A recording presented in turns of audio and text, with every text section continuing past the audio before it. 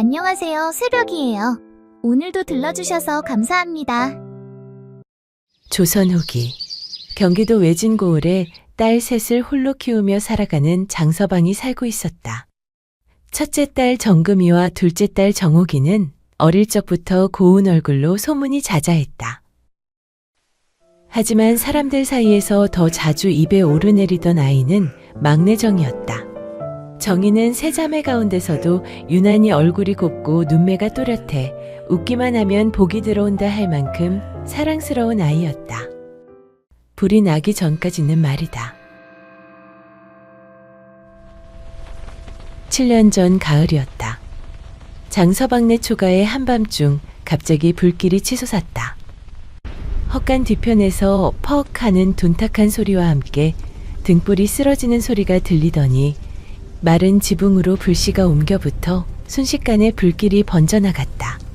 마침 바람까지 거세게 불어 불은 삽시간에 집안을 삼켜버렸다. 불이야! 불이야!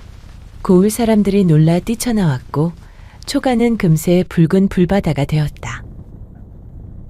장서방은 연기 속에서 간신히 빠져나왔다.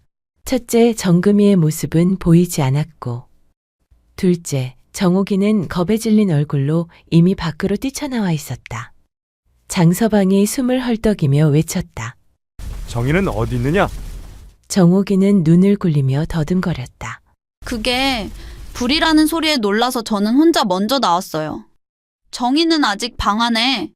그 말에 장서방의 얼굴이 창백해졌다. 뭐라?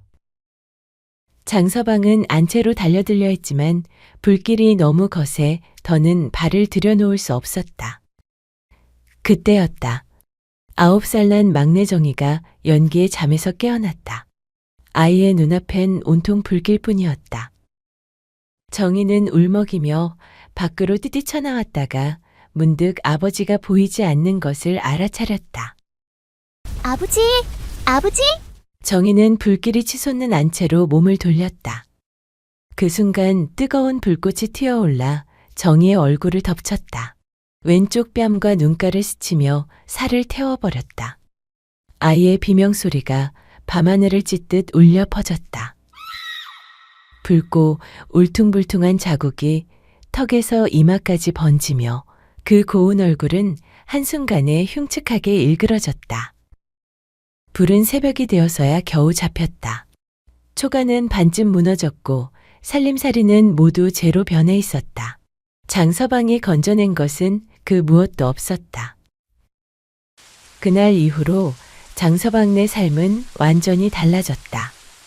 불타고 남은 낡은 초가에 몸을 의지한 채 비가 새는 지붕 아래서 근근히 살아가야 했다. 그날 이후 마을 사람들의 시선이 달라졌다. 정이를 보기만 하면 작게 혀를 차며 수군거렸다. 저 불자국 좀 봐라. 에구, 저 고운 얼굴이 어쩌다. 근데 정의가 불장난하다 그리 됐다더라.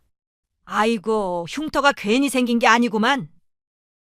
장서방은 장터에서 막일과 품팔이를 하며 하루하루 겨우 생계를 이어갔고 정희는 얼굴에 화상 자국을 아는 채 어린 나이부터 집안일을 도맡아 거들어야 했다.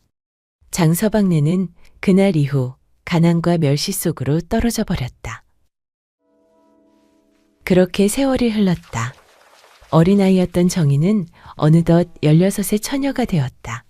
얼굴에는 여전히 불에 댄 자국이 선명히 남아있었지만 몸은 곱고 단정하게 자라 누구보다 부지런하고 살림에 밝은 아이가 되었다.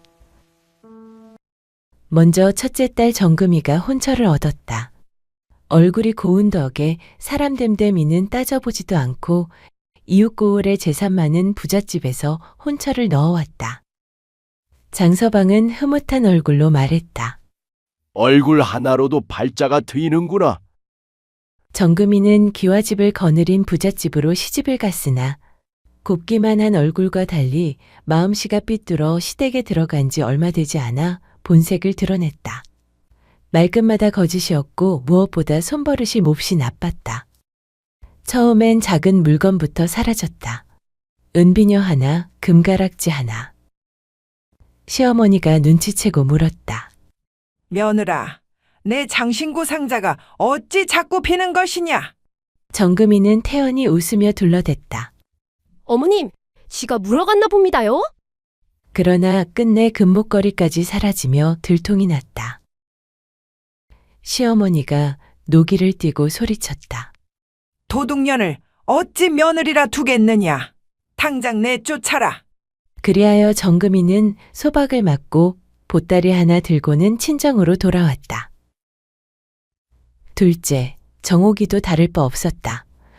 정옥이의 반반한 얼굴에 홀린 도령 하나가 장서방네의 쌀이며 은전을 한가득 들여보내며 혼인을 맺었다.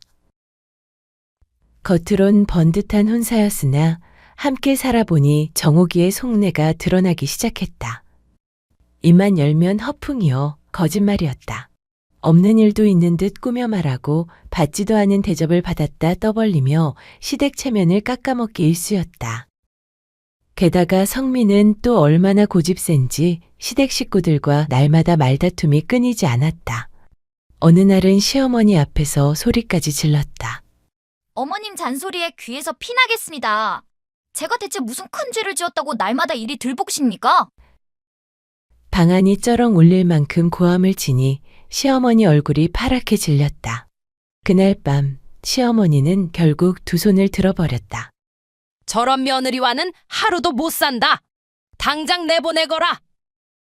정옥이 역시 소박을 맞고 눈물 한 방울 보이지 않은 채 친정으로 돌아왔다. 고을 사람들은 혀를 찼다. 당신의 딸들은 얼굴만 곱지 성품은요 아니라니까. 차라리 얼굴은 흉해도 막내 정이가 100배는 낫지 않나. 그러게, 인물값도 못하는 것들이네. 첫째와 둘째는 겉모습은 화려했으나 속은 썩어 문드러진 아이들이었다.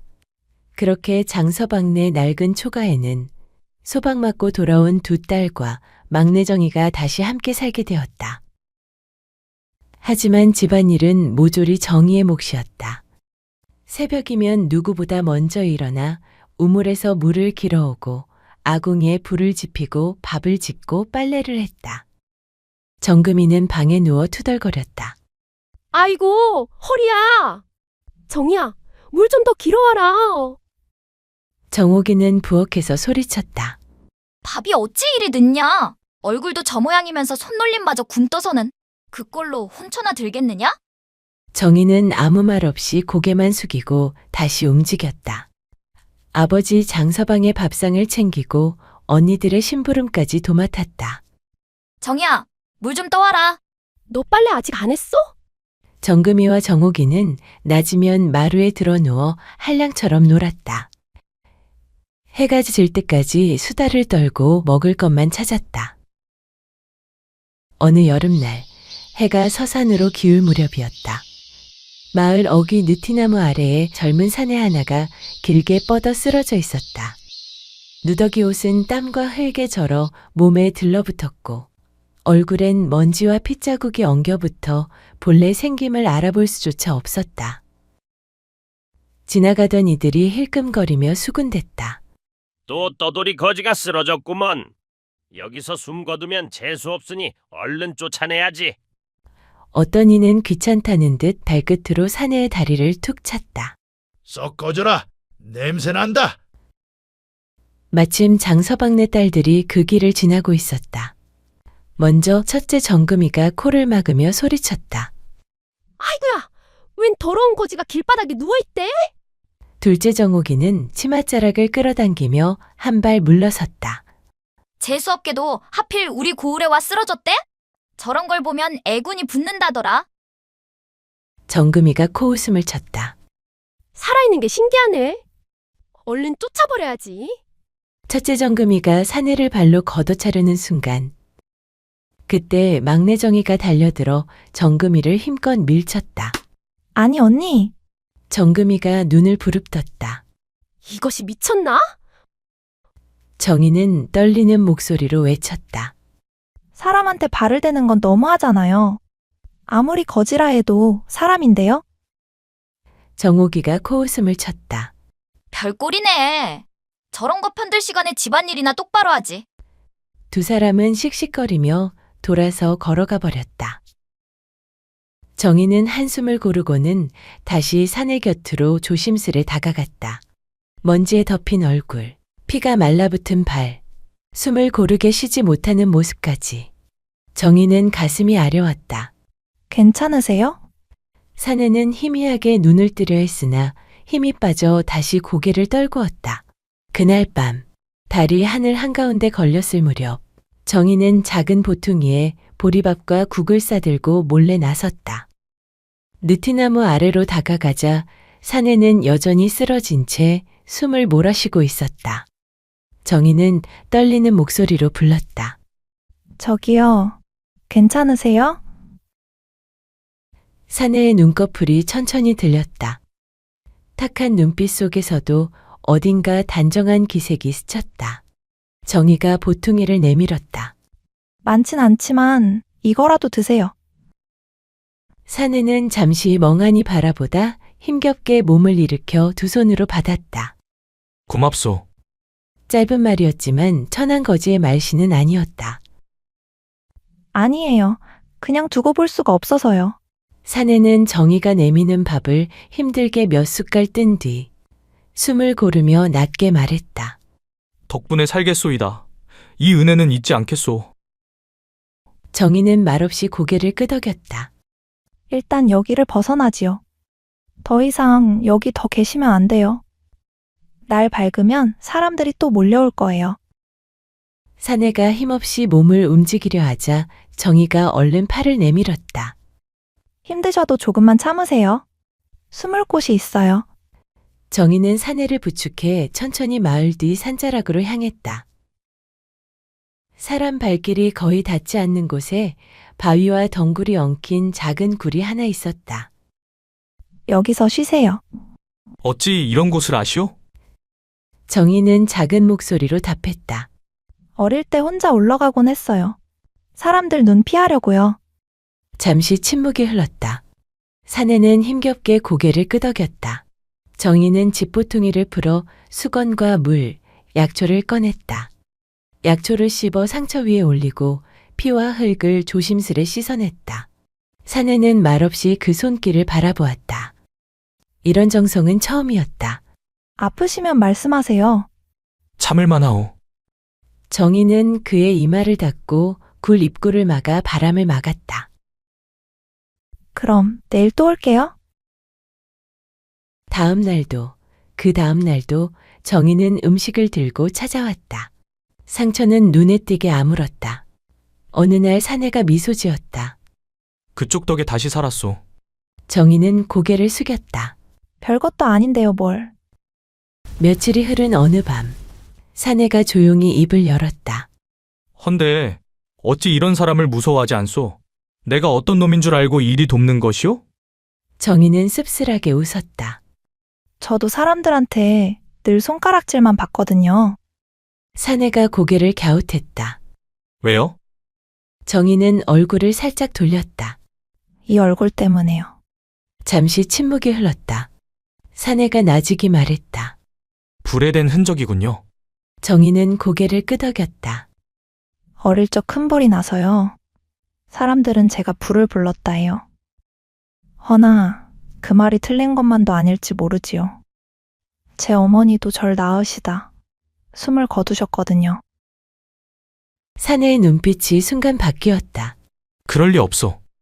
정희가 놀라 바라봤다. 어째서요? 사내는 천천히 말했다. 불을 낸 자는 겁에 질려 달아나고 된 자는 사람을 구하려다 불에 휩싸이는 법이오. 정희의 눈이 커졌다. 그리곤 사내가 낮게 덧붙였다. 길가에 쓰러진 하찮은 떠돌이 하나도 그리 정성껏 살려내는 사람이오. 그런 사람이 어찌 불을 지르고 달아날 마음을 품겠소. 나는 그리 보지 않소. 당신 얼굴에 상처가 그 증거요. 정희의 가슴이 세차게 뛰었다. 아무도 단 한 사람도 그렇게 말해준 적이 없었다. 그렇게 둘은 소소한 이야기를 나누었다. 사내는 세상 돌아가는 이야기를 해주었고 정희는 집안살이와 언니들의 구박을 털어놓았다. 언니들은 제가 하는 건 당연한 줄 알아요. 아버지도 저만 보면 한숨 쉬시고요. 그래도 제가 안 하면 집이 굴러가지 않으니까요. 사내는 한참을 말없이 듣고 있다가 입꼬리를 살짝 올리며 말했다. 내가 가서 그 언니들 혼 좀 내줄까? 다시는 괴롭히지 못하게 말이오. 정희가 눈을 동그랗게 뜨며 물었다. 정말요? 사내가 웃으며 고개를 끄덕였다. 그럼요. 이 은혜 그쯤이야. 정희의 입가에도 웃음이 번졌다. 그러다 문득 고개를 들자 어느새 하늘이 붉게 물들어 있었다. 어머, 정희가 벌떡 일어났다. 벌써 해가 기울었네. 큰일이에요. 오늘 빨래도 안 했는데. 정희는 허둥지둥 달려가다 돌에 발이 걸렸다. 앗! 무릎이 까지며 피가 배어나왔다. 사내가 놀라 정희를 붙잡았다. 괜찮소? 정희는 얼른 몸을 일으켰다. 얼른 내려가야 해요. 언니들 호통칠 테니까. 정희는 그대로 마을 쪽으로 달려 내려갔다. 집에 도착하자마자 마당은 이미 아수라장이었다. 첫째 정금이 팔짱을 끼고 서 있었고 둘째 정옥은 허리에 손을 얹은 채 눈을 부라리고 있었다. 야! 어디 싸돌아다니다 이제 와? 밥은? 빨래는? 밭에서 일을 마치고 돌아온 장서방도 얼굴을 찌푸렸다.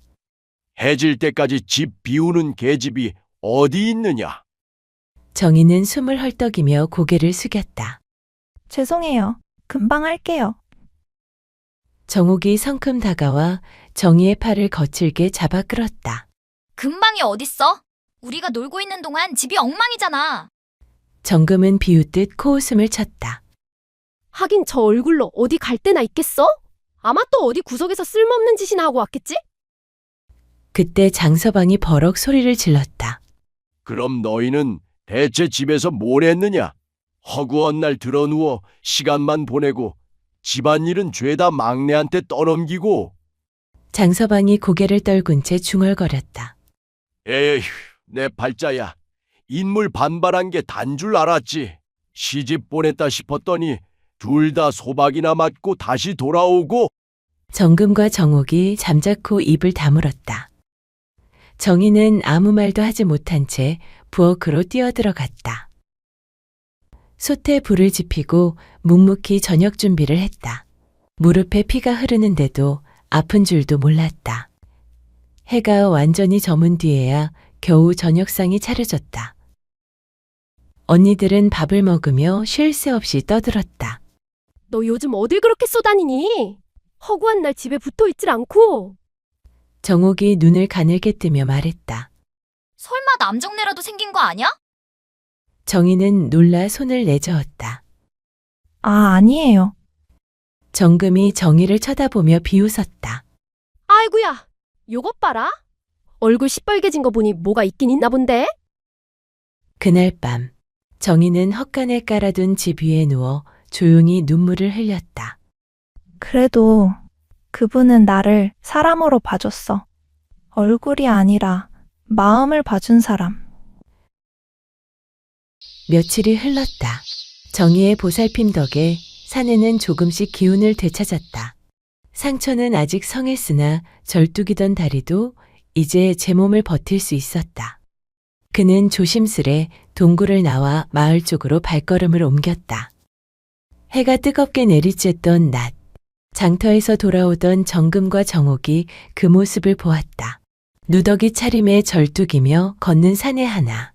정금이 코웃음을 쳤다. 이봐, 거지? 발끝으로 흙먼지를 걷어차며 말했다. 아직도 숨이 붙어 있었네? 금방 죽을 줄 알았더니. 사내는 고개만 들었을 뿐 아무 말도 하지 않았다. 정옥이 바닥에서 돌을 하나 집어들었다. 말도 못하는 걸 보니 진짜 짐승이구나. 툭! 작은 돌이 사내의 어깨를 스쳤다. 사내는 미동조차 하지 않았다. 그러자 정금의 입꼬리가 비틀렸다. 어머, 안 도망가네? 그럼 좀 더 맞아야 정신 차리겠지. 둘은 웃으며 돌을 던졌다. 툭! 탁! 그때였다. 그만두세요. 멀리서 정희가 달려왔다. 정희는 사내 앞에 섰다. 몸으로 막듯 두 팔을 벌렸다. 왜 아무 죄 없는 분을 괴롭히세요? 정금이 비웃었다. 아니 얘 봐라. 이놈이 죄가 없다고? 거지로 태어난 게 죄지. 정옥도 거들었다. 네 처지나 알고 감싸라. 정희의 눈에 눈물이 맺혔다. 이분은 거지가 아니에요. 다치셔서 여기 계셨을 뿐이에요. 정금이 크게 웃었다. 들었어? 거지가 아니래. 근데 네가 그걸 어떻게 알아? 정옥이 정희를 노려보며 말했다. 그러게. 너 혹시 이 거지랑 어울려 다니는 게냐? 그 순간 사내의 손이 움직였다. 정희의 옷자락을 가볍게 잡아당기며 낮게 말했다. 괜한 화를 부르지 말거라. 정희는 고개를 저었다. 아니에요. 정금이 버럭 소리쳤다. 이 계집애가 어디서 거지 편을 들어? 하긴 둘이 붙어 다니더니 꼴이 딱 맞네. 정옥이 돌을 높이 들었다. 이번엔 얼굴에 맞게 해줄게. 그때였다. 사내의 눈빛이 변했다. 차갑고 깊고 칼날처럼 번뜩였다. 그는 정옥의 손목을 아주 가볍게 붙잡았다. 아! 정옥이 비명을 질렀고 쥐고 있던 돌이 힘없이 떨어졌다. 사내는 곧 손을 놓았다.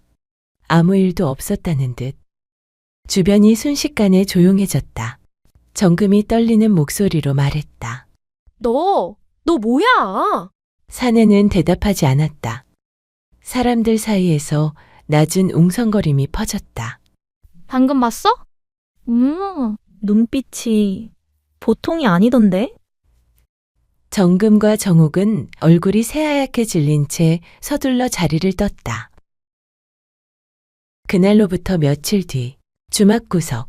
첫째 정금은 주막아들 옆에 바짝 붙어 앉아 술잔을 기울이고 있었다.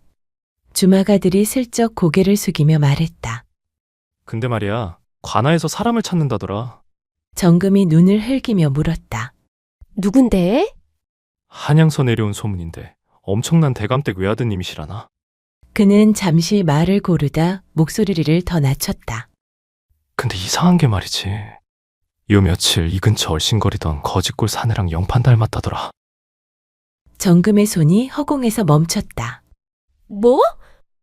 정금의 눈이 번뜩였다. 어쩐지 그놈 말투가 예사롭지 않더라니. 그날 밤 정금은 집으로 돌아오자마자 둘째 정옥을 불러 세웠다. 정옥아, 그 거지 말이야. 그냥 거지가 아니래. 정옥이 눈을 크게 떴다.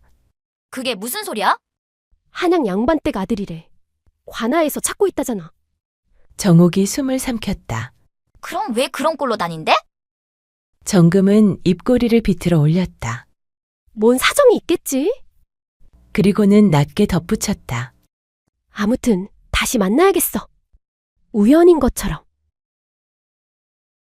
며칠 뒤 두 자매는 일부러 고을을 서성이다 우물가에서 물을 마시던 사내를 발견했다. 정금이 가장 먼저 다가갔다. 아, 저기요. 두 자매의 태도는 순식간에 달라졌다. 그날은 저희가 막말을 해서 참으로 송구했습니다. 몸은 좀 괜찮으신지요? 잠시 당황한 기색을 숨기지 못했다. 갑자기 왜 이러십니까? 정옥이 손을 모아 말했다. 그게 그날 밤 내내 마음이 불편해서요. 사내는 두 사람을 잠시 바라보다 담담히 말했다. 사과는 나에게 하지 마시오. 내가 아니라 그대들 동생에게나 하시오. 그리고는 그대로 등을 돌렸다. 멀어지는 뒷모습을 보며 정금이 이를 악물었다. 저놈이야. 틀림없어. 정금은 이를 살짝 깨물었다. 관아에서 찾는 그 대감댁 도련님이 하필 저런 꼴로 굴러다니고 있었을 줄이야. 잠시 생각하더니 입꼬리를 천천히 올렸다. 소문만 먼저 들었어도 어쨌든 엮어볼 수 있었을 것을. 며칠 뒤 마을에 낯선 사내들이 말을 타고 들어왔다. 한양 강대감댁 도련님을 찾고 있다. 이 근방에서 자취가 끊겼다. 마을이 술렁였다. 대감댁 도련님이? 어쩌다 이런 데까지? 그때 사환 하나가 사람들 사이를 지나던 사내를 보고 그 자리에 굳어섰다. 곧바로 말에서 내려 무릎을 꿇었다. 도련님, 대체 어디 계셨습니까? 대감마님께서 애타게 찾고 계십니다. 순간 고울이 뒤집혔다. 더럽다고 천대받던 그 거지는 한양 최고 권세가 강대감의 외아들이었던 것이다. 강준혁은 홍문관 교리로 조정에서 직언을 했다가 미움을 샀고 하인을 데리고 지방으로 향하던 길에 습격을 당해 행방이 끊겼던 인물이었다. 이미 죽었을 것이라 여겨졌던 사람. 그때 사환이 다급히 속삭였다. 도련님, 사람들이 몰려듭니다. 어서 이곳을 피하셔야 합니다. 준혁은 잠시 고울을 둘러보더니 낮게 말했다. 아직이다. 고울이 술렁이는 사이 정희는 장터에서 돌아오다 사람들이 몰린 곳에 발걸음을 멈췄다. 무슨 일이지? 그 틈 사이로 익숙한 얼굴이 보였다. 한때 거지라 불리던 그 사내였다. 눈이 마주쳤다. 사내는 사람들 사이를 가르며 정희 앞에 섰다. 놀랐느냐? 정희는 숨을 삼켰다. 정말로 도련님이셨습니까? 사내는 잠시 고개를 숙였다. 살아남으려면 신분을 숨길 수밖에 없었다. 그의 시선이 정희의 얼굴, 그 상처에 머물렀다. 그 불말이다. 낮고 단호한 목소리였다. 네가 내 목숨을 살렸으니 그 불이 내 죄가 아니라는 것도 밝혀야겠지. 그 순간 군중 한켠에서 누군가 숨을 급히 들이켰다. 그리고 아무 말 없이 몸을 돌려 사람들 사이로 사라졌다. 그날 오후 집안은 이상하리만치 고요했다. 순간 장서방은 불길한 기운에 장롱을 열고 뒤줄을 살피고 안방구석 괴짝을 여는 순간 장서방의 얼굴이 굳었다. 돈꾸러미가 없었다. 평생 모아 숨겨둔 집안의 전부였다. 설마. 그때 정옥이 헐레벌떡 뛰어들어왔다. 아버지! 언니가요. 여기저기서 돈을 빌려선 주막집 아들이랑 달아났대요. 지금 장터에 소문이 다 퍼졌어요. 장서방은 말없이 집을 나섰다. 주막에 들러 술을 들이켰다. 밤이 깊어 비틀거리며 돌아온 그는 마루에 주저앉았다. 내가 어리석었지. 중얼임은 이내 흐느낌으로 바뀌었다. 사람은 고쳐 쓰는 게 아니라더니. 그때 정희가 조심스레 다가왔다. 꿀을 탄 따뜻한 물을 두 손으로 내밀었다. 아버지, 물 좀 드세요. 장서방은 그 얼굴을 한참 바라보다 힘없이 웃었다. 그래, 이 집엔 너 하나뿐이구나. 그리고 술기운에 눌러두었던 말이 마침내 흘러나왔다. 그 불말이다. 정희의 손이 멈췄다. 사실은 장서방은 고개를 떨군 채 말했다. 정금이가 주막집 놈이랑 헛간에서 어울리다 등불을 엎질러서 난 불이었다. 정희의 눈이 커졌다. 아버지, 그럼 저는... 내가 봤다. 불길이 번지는데도 그녀는 남정네 손잡고 먼저 달아나더구나. 장서방의 목소리가 낮아졌다. 소문나면 앞으로 혼사는 끝이라 생각했다. 그래서 어린 너에게 모든 걸 떠넘겼다. 얼굴이 망가졌죠도 집안 체면만 살리면 된다고 어리석었지. 정희는 말없이 고개를 떨궜다. 얼굴의 흉터보다 그 말이 더 깊이 배어들었다. 아버지, 전 정희의 목소리가 떨렸다. 그동안 죄인으로 살았어요. 사람들한테 손가락질 받으면서요. 장서방은 아무 대답도 하지 못했다. 그저 고개를 숙인 채 조용히 울 뿐이었다. 다음 날 준혁은 사환 며칠 거느리고 곧장 장서서방의 집을 찾았다. 정희는 어젯밤 아버지가 술김에 흘린 말을 숨김없이 전했다. 불의 진짜 원인, 어린 자신에게 뒤집어 씌운 거짓. 준혁은 잠시 고개를 숙였다가 짧게 말했다. 관아에 고하겠소. 일은 빠르게 굴러갔다. 도망쳤던 정금은 주막집 아들과 함께 고을 밖에서 붙잡혀 끌려왔다. 여기저기서 진 빚에 쫓겨 달아나다 끝내 발각된 것이었다. 수령이 차갑게 말했다. 방화제, 그리고 위증. 정금은 울부짖었지만 아무도 귀 기울이지 않았다. 며칠 뒤 준혁이 정희에게 말했다. 나와 함께 한양으로 가겠소? 정희는 잠시 자신의 얼굴 흉터를 만졌다. 이런 얼굴로요? 준혁은 조용히 고개를 저었다. 신분을 숨기고 떠돌 때 나는 사람들 틈에서 사람 취급도 받지 못했소. 손가락질하고 피하던 그들 사이에서 오직 당신만이 나를 한 사람으로 보았소. 그의 눈빛이 깊어졌다. 그날 깨달았소. 이 사람이라면 평생을 함께해도 되겠구나. 나는 당신의 마음을 봤소. 당신이 아니었다면 나는 이미 이 세상 사람이 아니었을 것이오. 두 사람은 조용히 혼례를 올렸다. 정희는 한양으로 가 대감가의 며느리가 되었고 준혁과 함께 가난한 이들을 돌보며 살았다. 정금은 옥에서 풀려난 뒤 홀로 떠돌다 객사했고 사람들은 정옥에게서도 하나둘 등을 돌렸다. 장서방 역시 마을에 더 머물 수 없었다. 나를 팔아 체면을 지킨 자가 어디 낯을 들고 살겠느냐. 그는 그렇게 고을을 떠났다. 장서방은 이 고을 저 고을을 떠돌다 타향에서 쓸쓸히 생을 마쳤다. 사람들은 오래도록 말했다. 얼굴에 남은 흉터는 벌이 아니라 누군가를 살리다 얻은 희생의 흔적이었다고.